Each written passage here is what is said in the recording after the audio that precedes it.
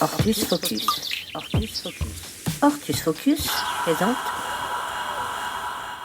Au Jardin de Lis, dans la Somme, Louisette Pitot collectionne les légumes méconnus ou insolites. Une passion récompensée en 2014 par la Société nationale d'horticulture de France.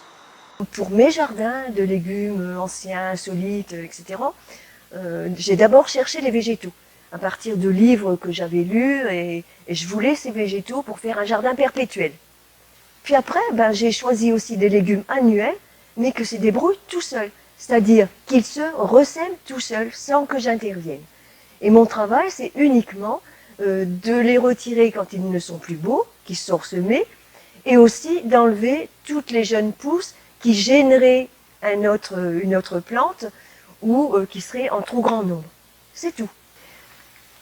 Alors cette plante-là, c'est la campanule réponse, une plante complètement oubliée de nos jours. Les anciens allaient dans la nature se faire de la salade avec cette plante quand elle est jeune. Et je vais vous la montrer quand elle est jeune. C'est comme une mâche.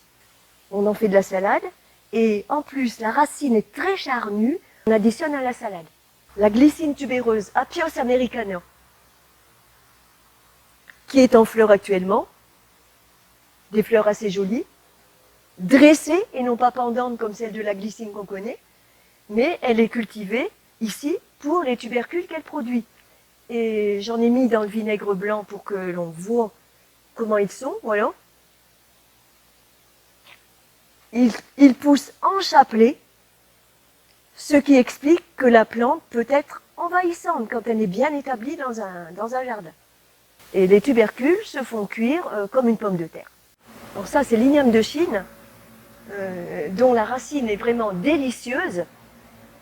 On peut la multiplier par tronçons de racines, mais aussi par les bulbilles qui se forment à l'aisselle des feuilles. Alors, des astères comestibles, voici l'astère Glénie, dont les feuilles sont comestibles.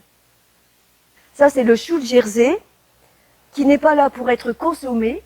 On en fait des cannes. Et il est dit que la canne de Charlie Chaplin aurait été faite en bois de ce chou.